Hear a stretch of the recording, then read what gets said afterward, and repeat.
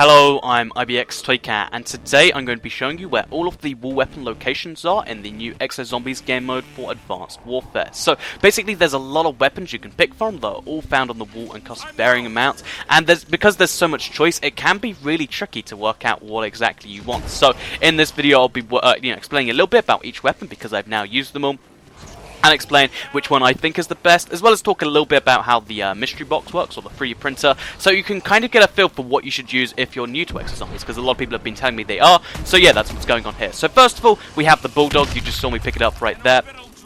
This is kind of the, token shotgun in the first room. It's not really that great at anything. Like, in the early rounds, it's kind of okay. But besides that, it doesn't really get anything done. Like, it takes pretty much a clip to kill past any decent round. And even if you upgrade it, it doesn't go anywhere amazing. So, I would not recommend the Bulldog for too much. But if you just want an easy weapon to use, that's that. So next, we have the MK14, found just over there in the same room as this. That's a much better choice. It's kind of essentially just, a pistol upgrade, because it has 20 rounds in the clip, it does more damage per shot, and, it just, has a kind of better accuracy to it. So, if you want an easier to use pistol, or, more, almost died there. If you want an easier to use pistol, then the MK14 is great for that. However, if you want better weapons, you're going to have to open doors. So, the door to the main hub here, which will go, like, counterclockwise around the map, or clockwise, sorry.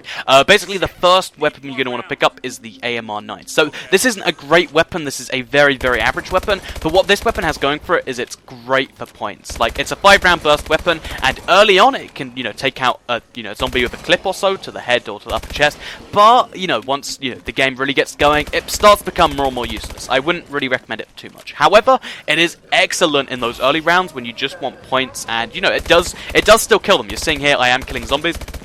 And it's great for the early rounds, not so great later on. So if we go to the holding, which is the next room, I will show you the next couple wall items. So in here, you'll get another secondary, which comes in the form of the TAC-19. So this is the best shotgun. I'd say it's even better than the shotguns you can get from the 3D printer. It has 6 to clip, and it's a genuinely, one-hit kill shotgun till a decent enough round. So, basically, the only downside to that is after a certain point, it's going to become useless, because it'll take 2 or 3 hits to kill, and it's also really bad if you want to get points. So, just bear that in mind. If points are your thing, then the TAC-19 is probably not your thing. So, next up, we have the contact grenade. This is a replacement for the grenade. That means as soon as it hits something, it explodes. It's great. I definitely recommend picking these up. And if you want them, go buy them. They're probably not worth buying, the new ones for 500 each. But as a replacement for your frag grenades, they're excellent. Just look at this insta kill. Even though I didn't hit him there, it's still great there. So we have hyper damage now, so it's probably not a fair comparison. But the next weapon is my favorite weapon in the game, that you can buy on the wall anyway, because that is the ARX-160. So why is this weapon so great, Toycat? Also, there's explosive drones here that I'll explain in a second. But why is this weapon so great, Toycat? Why is it your favorite? That's kind of a big deal, right?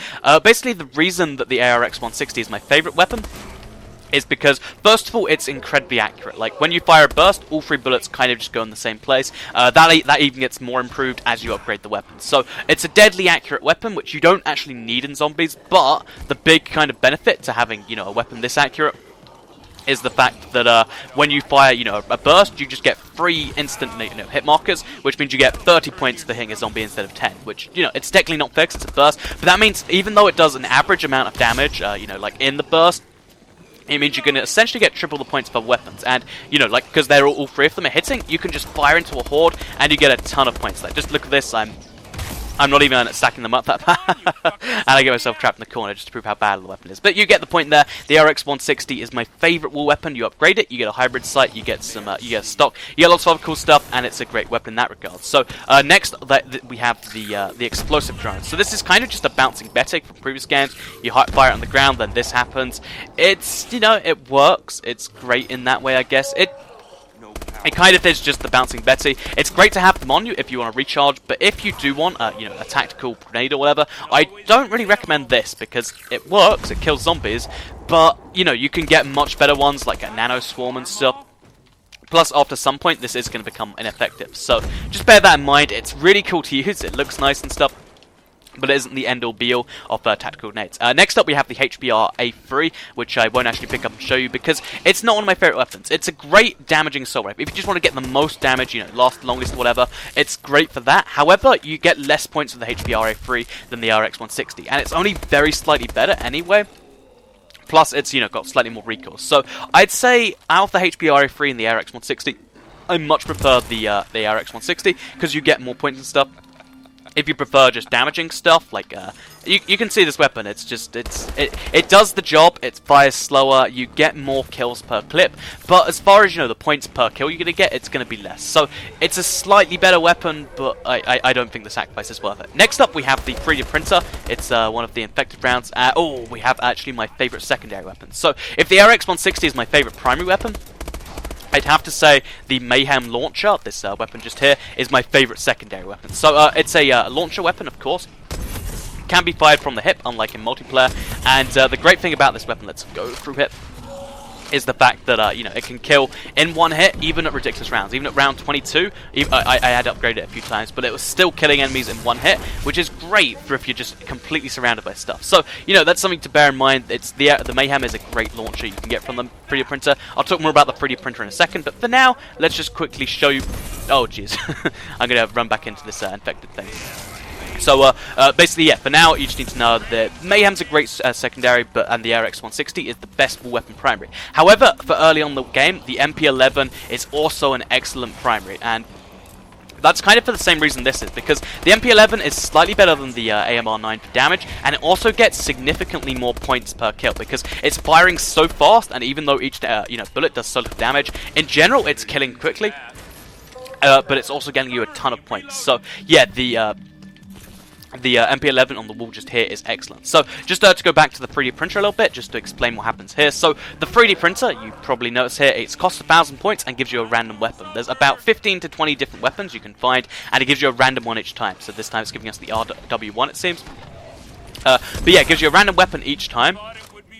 And the reason that that is so great is because it means you can get some of the rarer weapons. Like there's a weird weapon, like it's kind of like a cross between a shotgun and assault rifle that you can get in there alone. It's a pretty cool thing for just finding stuff like that. And if you want to find the rarer weapons, if you want to get the more unique weapons, the 3D printer is great. However, if you want to get a consistent game that you use each time, one of the wall weapons is probably a good idea for your primary. Like, it's great to look for a secondary. Like, the Mayhem is an excellent secondary. You only find it there. But if you're looking for a primary, I would much prefer, personally, I much prefer going for wall weapons because they're reliable, they're always there, they upgrade the same way, you don't have to spend thousands of points. So, the final thing to say about the mystery box, since we're covering all the weapon locations anyway, is that there is a couple other locations you can find it in. The first one is over here, and the second one is in the labs just over there, and I'm sure there's one, if you look on the map here, there's probably one, yeah, that's on the stairs over in the top room. So, yeah, there's another 3D printer thing here.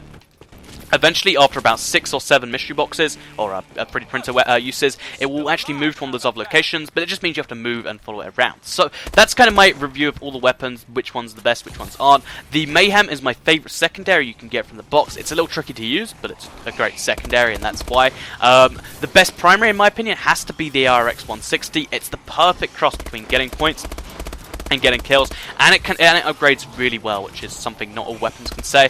As far as the shotguns go, don't ever use the Bulldog, it's kind of useless. The TAC-19 is great to a point.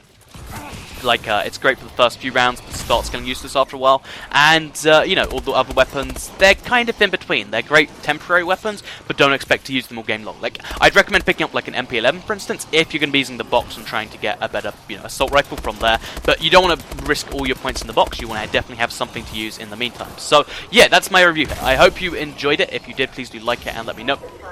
Let me know if you want to see more Exo Zombies tutorials, because I've been loving this game mode so far. I think my max round so far has only been round 23, but I'm going to be streaming it later today if you want to get, like, more of an in-depth look into me playing. So, yeah, this was just me playing as I show you all the weapons. As you can see, it's starting to get a bit hectic over here. Like if you like it, share if you really liked it, and I'll see you all in the next video. Thank you for watching, and goodbye.